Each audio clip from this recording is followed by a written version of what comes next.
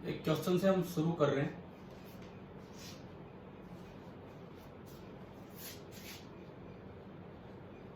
ऐसा कुछ दिया है कि कन्वर्जिंग रेज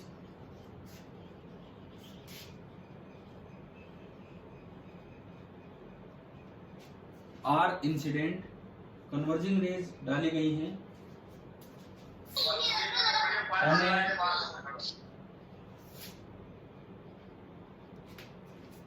कॉन्वेक्स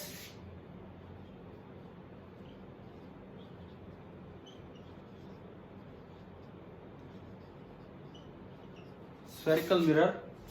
एक कॉन्वेक्स स्फेरिकल मिरर आपको दिया गया है,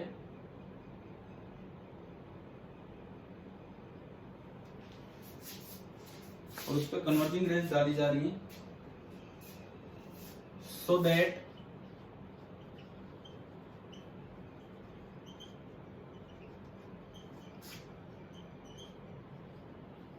their extensions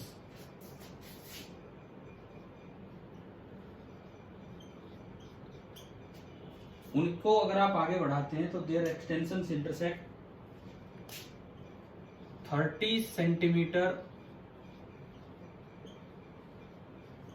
behind the mirror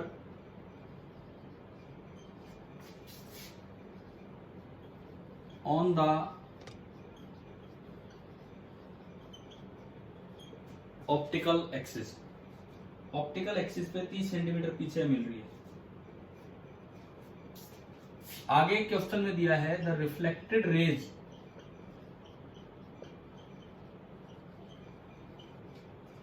after reflection, जो रेज चली है, the reflected raise form A diverging beam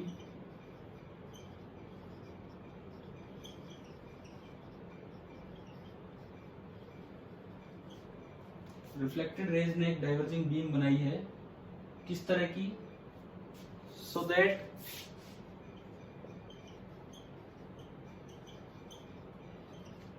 there extensions, कि अगर आप उनको आगे बढ़ाते हो, ऐसी डाइवर्जिंग बीम है, intersect the optical axis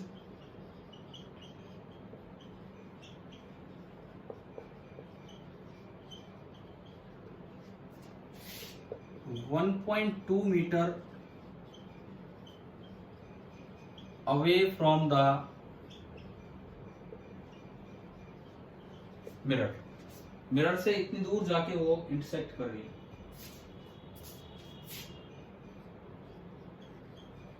determine the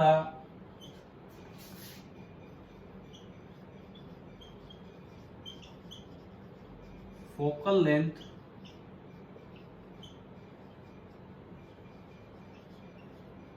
of the mirror.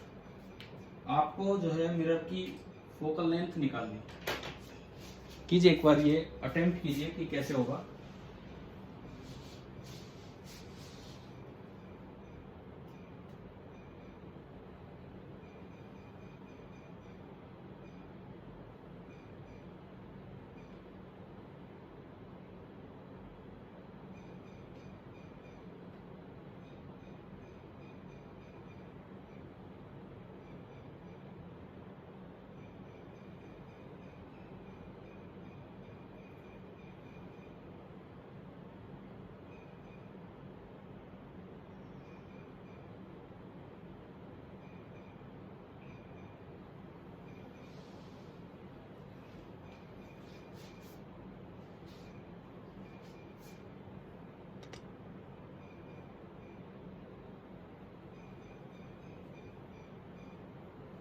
इसका डायग्राम बनाएं, सोचिए क्या है, किस तरह का है, और फिर उसके अकॉर्डिंग आप अटेम्प्ट कीजिए।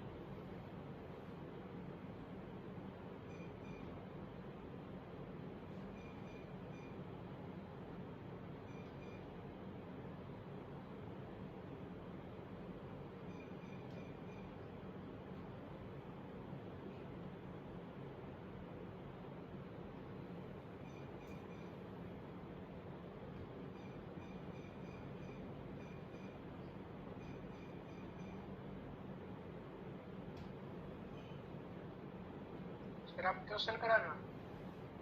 हाँ, तो क्या कराऊं? आपके डाउट्स हैं तो आप डाउट्स पूछिए।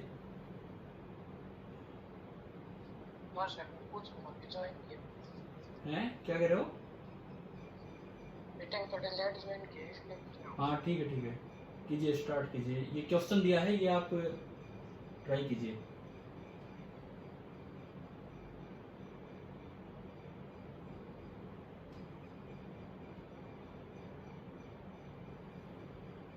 अभी आज की क्लास में रिफ्रैक्शन आज स्टार्ट नहीं कर रहे हैं, इसी पे 2-4 सवाल और लेके, ताकि कल आप टेस्ट भी दो ढंग से।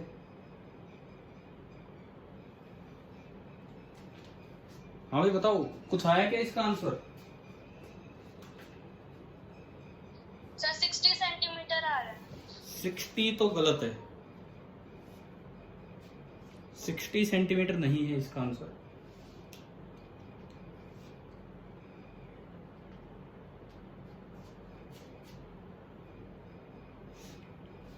देखिए इसका डायग्राम बनिए और किधर ऑब्जेक्ट है, यू और वी ध्यान से सोचिए।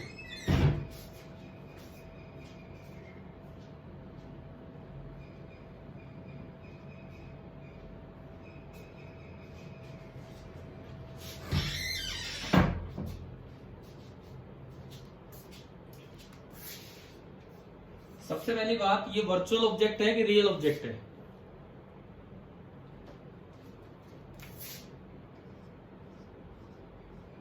ये वर्चुअल ऑब्जेक्ट है कि रियल ऑब्जेक्ट है? वर्चुअल। देखो मिरर आपका है कॉन्वेक्स मिरर, तो ये आपने लिया कॉन्वेक्स मिरर इस तरह का, ये इसका एक्सिस। ऑब्जेक्ट की रेज इस तरह इंसिडेंट हुई हैं इस पे आके, इस तरह से कि अगर आप उन्हें आगे बढ़ाते, इस तरह से रेज आके इंसिडेंट हुई है कि अगर आप उन्हें आगे बढ़ाते तो रेज यहां जाके मिलती, 30 सेंटीमीटर पे जाके मिलती। तो ऑब्जेक्ट समझ आ गया कहां पे है? यू कितना है इसमें? यू कितना है बताओ? यू आपका बनेगा प्लस का 30 सेंटीमीटर। अच्छा, अब इसमें बोला है कि आफ्टर रिफ्लेक्शन जो रेज बनी है वो डाइवर्जिंग बीम बनी है, और इस तरह की डाइवर्जिंग बीम बनी है कि उसको भी अगर आप पीछे बढ़ाएं तो 1.2 मीटर यानी कि 120 सेंटीमीटर पे मिलेंगे। तो देखो ये क्या हुआ है, किस तरह की बीम बनी है। आफ्टर रिफ्लेक्शन ये बीम कुछ ऐसे निकलेगी, ये इधर। ये बताओ ये डाइवर्जिंग बीम बन गई है आफ्टर रिफ्लेक्शन? हाँ भाई, ये फैलती जा रही है ना इधर। यस। तो आप अगर इनको यस सर। इनको अगर आप पीछे बढ़ाते हो, ये जो आफ्टर रिफ्लेक्शन जो बीम बनी है, इनको अगर आप पीछे बढ़ाते हो तो ये यहां पे मीट करती है मिरर से 1.2 मीटर दूर यानी कि 120 सेंटीमीटर दूर। तो आप बताओ जो इमेज है वो ये होगी, तो v कितना आपका? v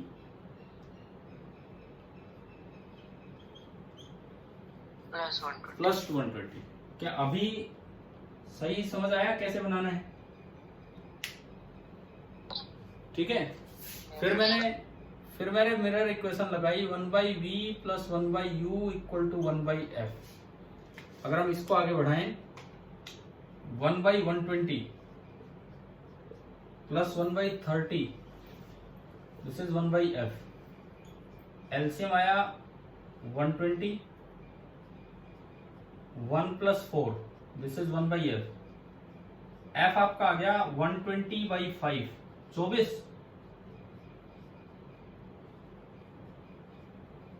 तो ये इसकी फोकल लेंथ निकल के आ रही है 24 सेंटीमीटर।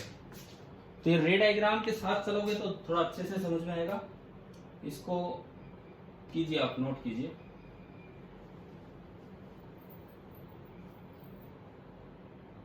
कर लिया। एक मिनट।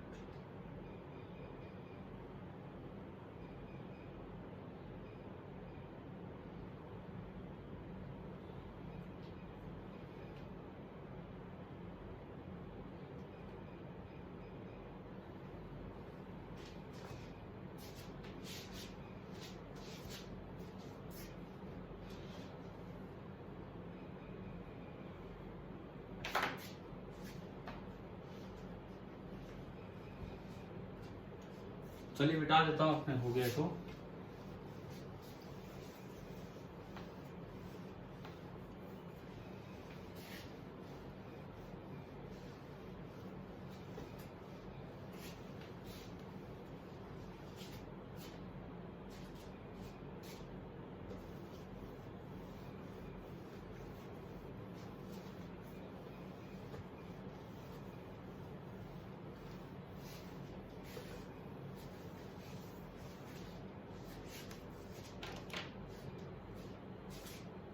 अब इसमें यह आता है कि अगर सक्सेसिव रिफ्लेक्शन हो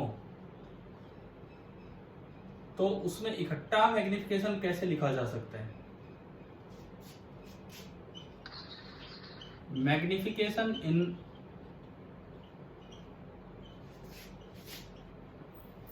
सक्सेसिव रिफ्लेक्शन।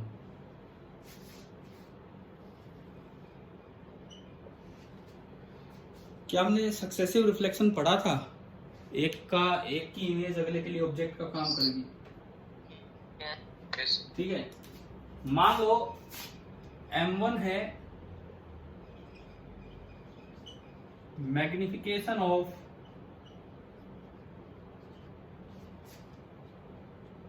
First reflection. पहले रिफ्लेक्शन से जो मैग्निफिकेशन हुआ वो M1 है। M2, this is the magnification of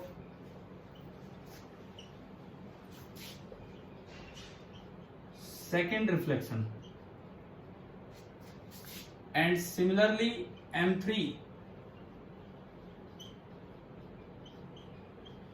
this is the magnification of third reflection. मान लो 3 बार रिफ्लेक्शन हुआ। अक्सर हमने जो सवाल किए 3 रिफ्लेक्शंस के किए थे, तो जो टोटल मैग्निफिकेशन होगा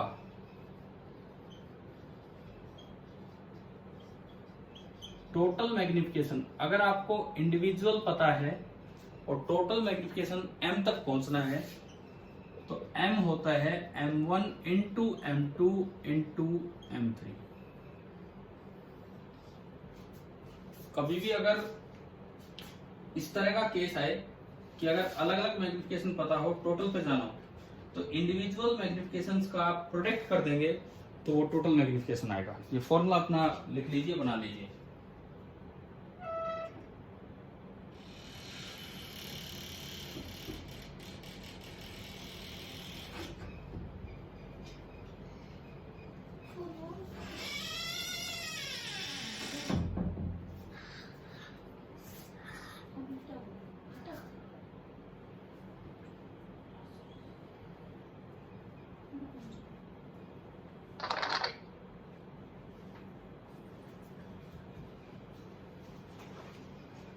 ये आया कैसे, ये आप सोच सकते हैं?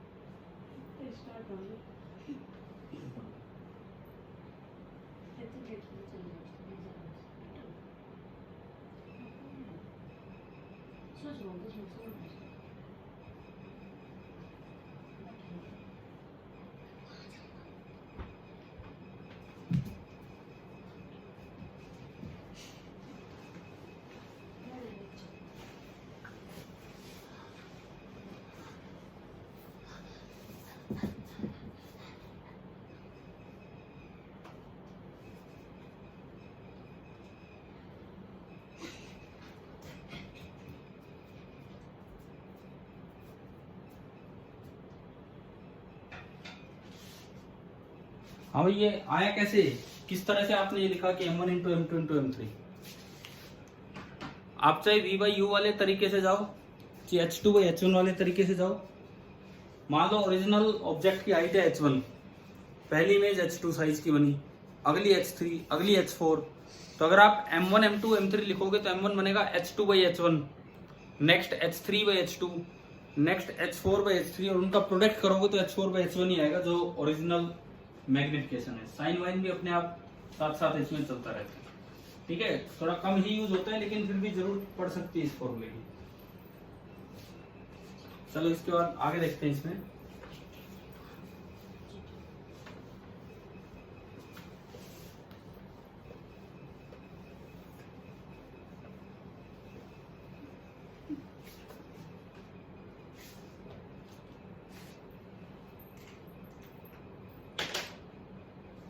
देखिए जैसे आपने कल न्यूटन फॉर्मूला पढ़ा था, क्या वो तब भी वैलिड है जब वर्चुअल इमेज बने या केवल रियल इमेज में ही वैलिड है? बताइए, क्या न्यूटन फॉर्मूला xy बराबर एक्स स्क्वायर रियल इमेज में ही वैलिड है या वर्चुअल इमेज में भी वैलिड है?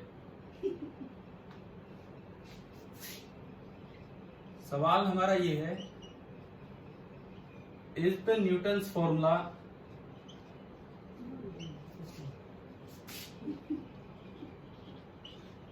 जो आपका फॉर्मूला था x into Y is equal to F square valid for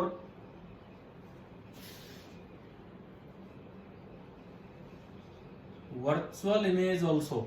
बताओ।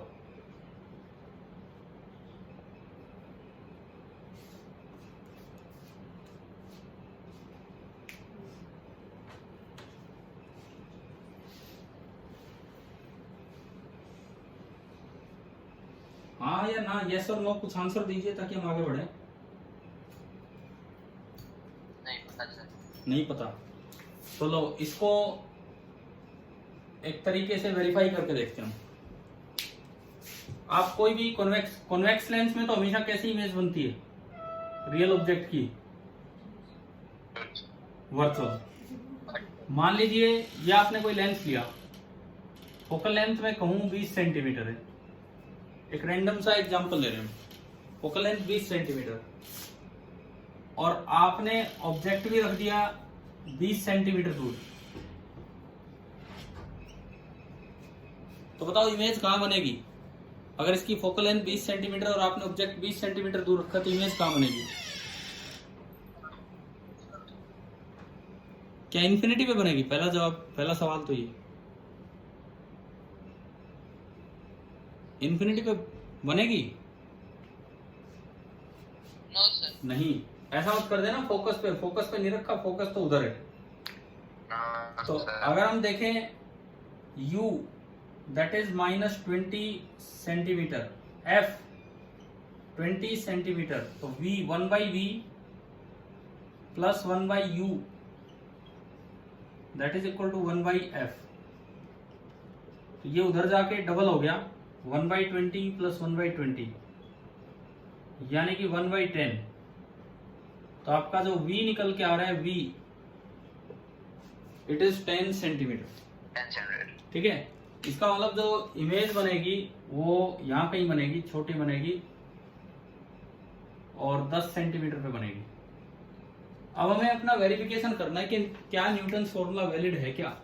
तो इसका फोकस कहाँ है? फोकस 20 पे है। ठीक है, फोकस जो है वो यहां से 20 सेंटीमीटर पे है। ये ऑब्जेक्ट है, ये इमेज है। ऑब्जेक्ट की दूरी को हम बोलते थे x। तो बताओ x कितना है इस पर्टिकुलर केस में? x कितना है? 40 सेंटीमीटर। इमेज की दूरी को बोलते थे y, 20 minus 10 centimetre. x into Y 40 into 10 400 centimetre square. Valid है सर। हाँ, और फोकल लेंथ का स्क्वायर 20 सेंटीमीटर का स्क्वायर वो भी कितना है? 400 सेंटीमीटर स्क्वायर, यानी कि x इंटू वाई। मतलब यार न्यूटन ने तो एक ऐसा कमाल का फॉर्मूला दिया था, जब ये नॉर्मल साइन कन्वेंशन और ये सब चीजें नहीं थी तब भी उन्होंने हमें क्वेश्चन सॉल्व करने सिखा दिए कि किस तरह से ये सॉल्यूशन है। तो इसका आंसर बना यस। चाहे वर्चुअल इमेज बने चाहे रियल इमेज बने, हर जगह आपका ये फॉर्मूला वैलिड हो रहा है। आप यूं सोचो कि एक में मैच हो गया तो आपका मन करे और ट्राई आप कर सकते हो, ये हर बार ये वैलिड मिलेगा आपको।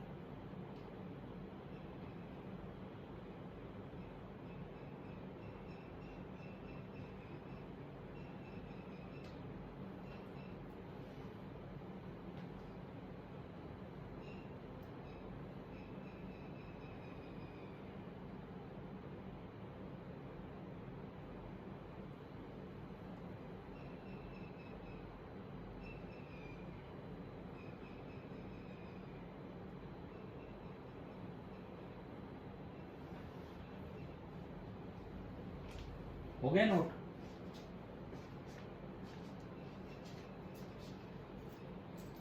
Yes sir, yes sir. ठीक है ठीक है ठीक है।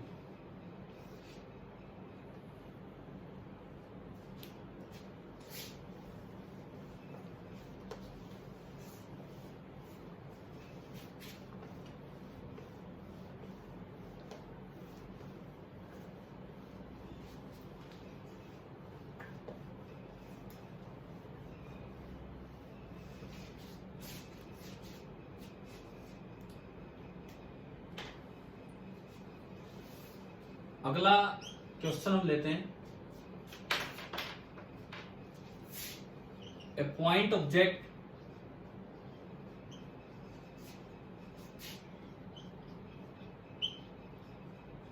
is placed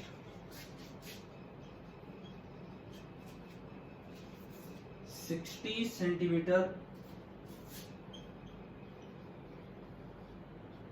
from the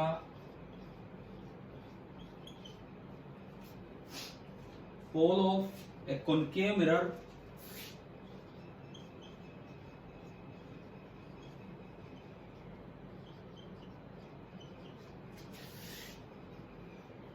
of focal length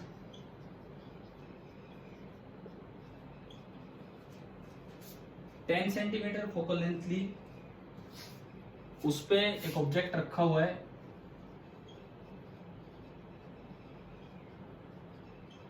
on the principal axis, उसके प्रिंसिपल एक्सिस पे। If the object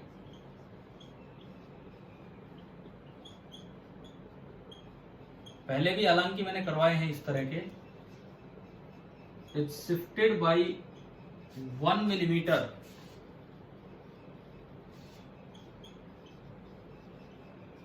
away from the mirror. अगर आपने ऑब्जेक्ट को 1 मिलीमीटर शिफ्ट किया मिरर से दूर की तरफ, find the shift in the image.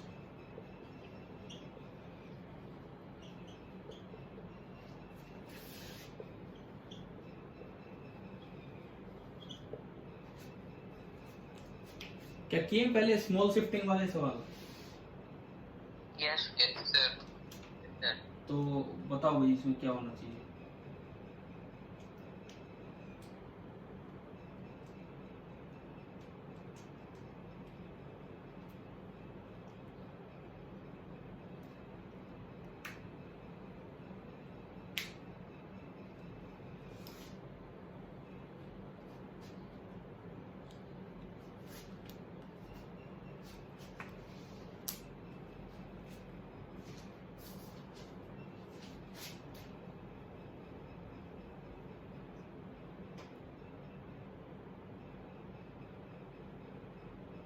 दो स्टेप में होगा, कीजिए। अगर आपको वो ध्यान है तो दोनों स्टेप्स अपने अप्लाई कीजिए।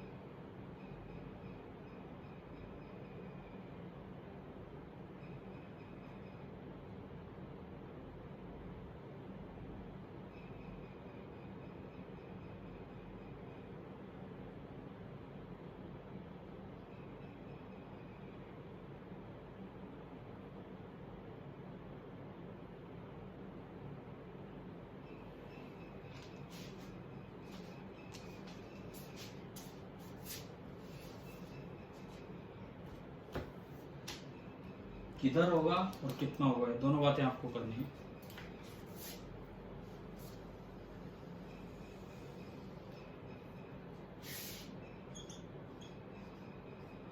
सर 0.4 मिलीमीटर, 0.04 हाँ 0.04 मिलीमीटर, ये सही है। 0.04 मिलीमीटर किधर,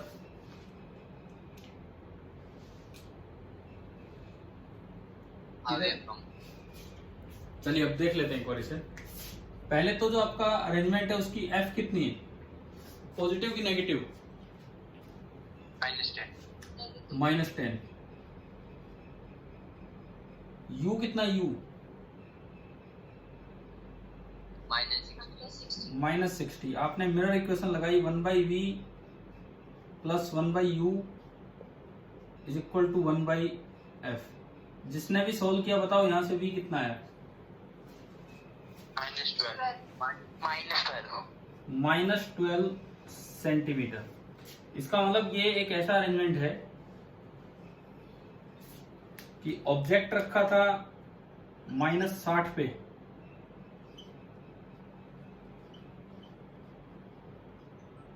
और जो इमेज बनी है, इमेज आपकी बनी है 12 सेंटीमीटर पे, 12 सेंटीमीटर पे इमेज बनी है। अब देखो ऑब्जेक्ट को शिफ्ट किया है 1 mm away from the mirror, यानी कि जो ऑब्जेक्ट है उसको आप 1 मिलीमीटर इधर की तरफ शिफ्ट करके लाए हो। तो ये बात तो श्योर है कि इमेज अपोजिट डायरेक्शन में चलेगी, इधर शिफ्ट होगी टुवर्ड्स द मिरर, है ना। ये तो हमने रिफ्लेक्शन में पढ़ ही रखा है। और डीवी उसका फॉर्मूला पढ़ा था, माइनस पढ़ा रहने दो v/u का होल स्क्वायर du। माइनस तो केवल ये बताता है कि अपोजिट डायरेक्शन में चल रहे हैं। v/u का होल स्क्वायर, v/u v 12/60, 1/5 आगे 12/60। और du ये तभी वैलिड है जब स्मॉल शिफ्टिंग है, और du बहुत ही कम है 1 mm, यानी कि 1/25 mm। It can also be written as 0.04 mm, and जो डायरेक्शन इसकी है वो है टुवर्ड्स द मिरर। तो शिफ्टिंग, स्मॉल शिफ्टिंग पे इस तरह के कुछ सवाल पूछे जा सकते हैं। तैयार रहें आप इस तरह की चीजों के लिए, एनटीएससी पेपर में तो खासकर।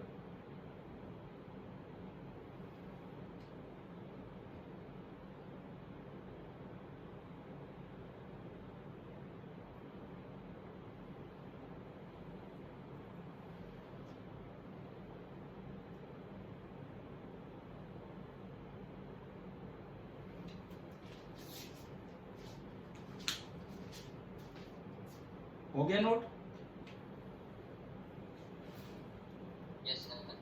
ठीक है।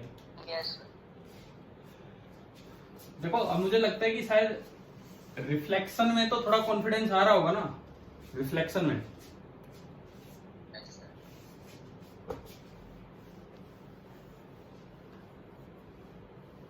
क्योंकि हम अब कभी भी अपना रिफ्लेक्शन स्टार्ट कर सकते हैं, लेकिन बस उससे पहले रिफ्लेक्शन को थोड़ा सा और अच्छा बना रहे हैं कि भाई ये तो सही हो जाए, और कल जो पेपर हो ढंग से देना रिफ्लेक्शन वाला।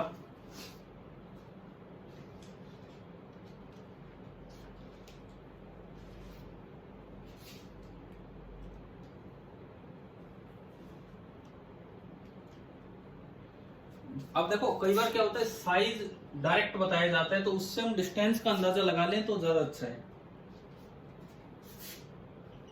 जैसे ये एक आखिरी सवाल ले रहे हैं, फिर ये मीटिंग टाइम ही पूरा हो जाएगा। एक आदमी है, वो एक स्फेरिकल मिरर में देख रहा है,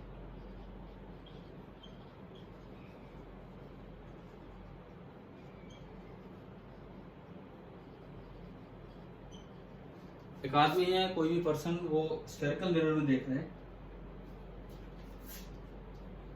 the size of image of his face, उसका जो फेस उसको नजर आ रहा है उसका size is twice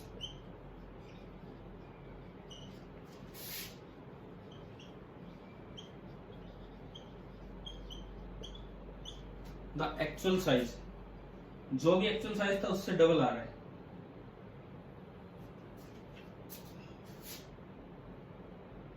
if he is at a distance of 20 centimeter from the mirror, तो आपको खाली ये बताना है कि find the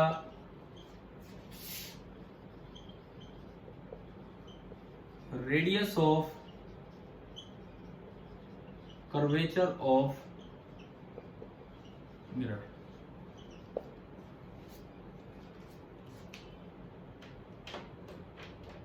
कीजिए एक बार ये ट्राई।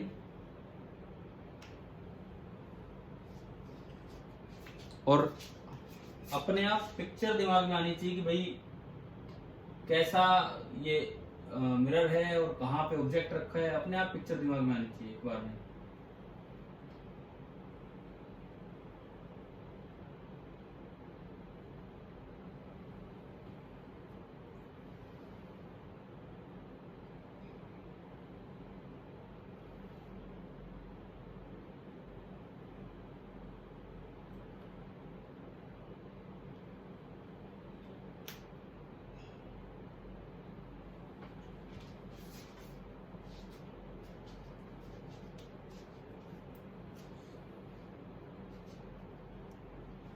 पहले तो ये बताओ मिरर कौन सा है, कॉनकेव, क्योंकि एनलार्ज करके दिखा रहे, कॉन्वेक्स तो छोटी ही इमेज दिखाता। तो सबसे पहली बात हमें पता लगी कि मिरर कॉनकेव है। अच्छा, दूसरी बात, ऑब्जेक्ट कहाँ रखा होगा, किस किस के बीच में बताओ, ऑब्जेक्ट कहाँ रखा होगा? फोकस एंड पोल के बीच में। कितनी दूर है ऑब्जेक्ट? 20 सेंटीमीटर दूर। मेरा जो ऑब्जेक्ट है वो यहां से 20 सेंटीमीटर दूर है। इमेज किधर बनी होगी? दूसरी साइड बनी होगी।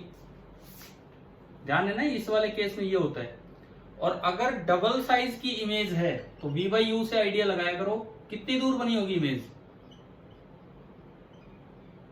40 सेंटीमीटर। हाँ, ये चीजें एक बार यहां से समझ में आ जाए तो तुरंत क्वेश्चन हो जाएगा। अब देखो, U आपका हो गया -20 सेंटीमीटर, V आपका हो गया +40 सेंटीमीटर। आपने मिरर इक्वेशन लगाई 1/v + 1/u = 1/f। 1/40 + 1/-20 = 1/f। LCM 40, 1 - 2 1/f। Focal length आ गई -40 सेंटीमीटर, रेडियस इससे डबल होगा तो रेडियस हो गया -80 सेंटीमीटर। अब आप चाहे माइनस इसमें लगाएं ना लगाएं उससे कोई फर्क नहीं पड़ता। अगर ऑप्शन में माइनस नहीं भी है और 80 सेंटीमीटर कोई ऑप्शन दे रखा है तो वो आपका सही होगा, क्योंकि वो ये नहीं कहते कि साइन कन्वेंशन फॉलो करो, वो तो रेडियस पूछ रहे हैं आपसे। इसका आंसर 80 सेंटीमीटर हो जाएगा, कर लीजिए नोट। मतलब ये सवाल करवाने का पर्पज ये था कि मैग्निफिकेशन से डिस्टेंस का आइडिया लगा लोगे ना अपने आप। Yes sir. ठीक है, मैग्निफिकेशन से हमेशा डिस्टेंस देख लिया कीजिए कितना है कितना नहीं।